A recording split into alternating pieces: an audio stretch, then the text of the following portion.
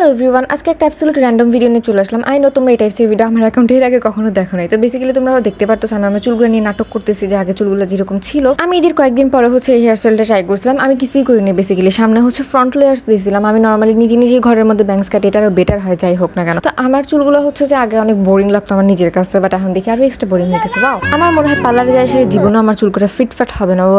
তো যাই হোক, আমি যে সামনে দিয়ে ফ্রন্ট লেয়ার দিলাম আর পিছনে আগা কাটছিলাম। এখন তোমরা সবাই অবশ্যই বলবে যে আপু একটু দেখি তোমার চুলের কাটিংটা কিরকম হয়েছে। তো তোমাদের আগে আমি শেয়ার করে দিতেছি, ইগনোর দ্য ব্যাকগ্রাউন্ড। ভাই আমি এত লেজি, আমি ভালো কোনো ক্লিপস নিয়ে নিই। আমি ইনস্ট্যান্ট বাসায় এসে যে ভিডিওসগুলো করছি এগুলো তোমাদের সাথে শেয়ার করতেছি। যাই হোক, এখন তোমরা রেড করাটা কিরকম হয়েছে বলো, যে লাভি বাপু তুমি নিজের থেকে আরো বেশি ভালো করতে পারো, তাই না? আসলে ভাই আমি নিজের থেকে বাসায় করলে ওটা আরো বেশি সুন্দর হয়। ব্যাংকস কাটা আমার সামনে দিয়ে অনেক চুল গেছে। আমাকে চুল কাটার আগে মাম্মা অনেকবার বলছিল যে এই টাইপসের হেয়ার কাট না দিতে আমাকে মানাবে না, হ্যাং ট্যাং। তার থেকে দেখো আমার বোন কি সুন্দর বব কাট দিয়েছে। এই কাটটা আমি এর আগেও দিয়েছিলাম। এই কাটটা আসলে best to be honest, but আমি এখন আর চুল ছোট করতে চাইতেছিলাম না। তো আমি আমার হেয়ার স্টাইলটা দেখানোর জন্য বেসিক্যালি র্যান্ডম কিছু ক্লিপস দেখাইতেছি। আর দেখতে পারতেছো আহামরি কিছুই না, বাট উল্টা আরও ফ্লাফি লাগতেছে দেখতে, স্ট্রেটনেস তো চলেই গেছে। যাই হোক দেখো, আগের ক্লিপসটাতেই মনে হইতেছে আগেই ভালো ছিল, হুদাই কাটছি। এখন তোমরা একটু আমাকে আফসোস দাও।